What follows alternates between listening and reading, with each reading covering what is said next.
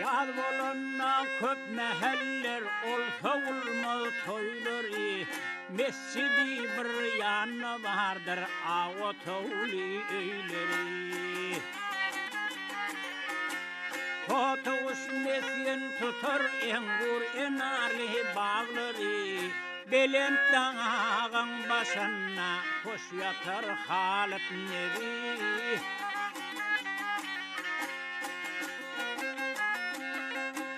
Halet neviyim yatan yeri ol belent dağ başıdır. Alımda va sofana ta beraber yollaşıdır. Ebu Bekir, Ömer, Osman, Ali Şirden duşudur. Yediler bulsun sana ziyaret Halit Nebi.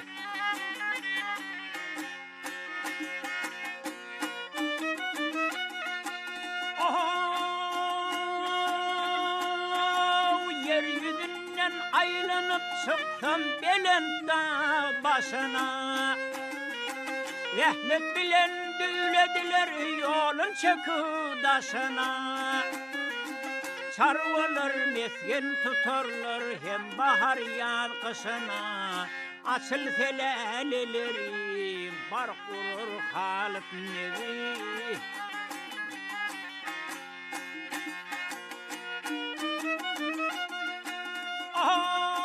Sağ taraftan aylanıp çıksan uzak yolun senin. Bir gün bir Hıdır dendan akar çayın senin. İki çeşmen arasına vatanın zayın senin. Belent dağın başına hoş yatar Halit Nebi.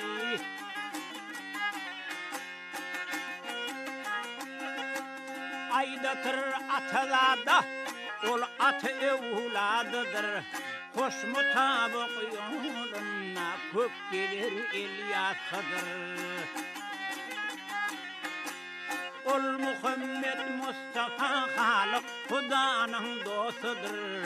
Köynelerden bir nişana yadigar Halit Nebi. Ol Muhammed Mustafa Halık Hudanın dostudur.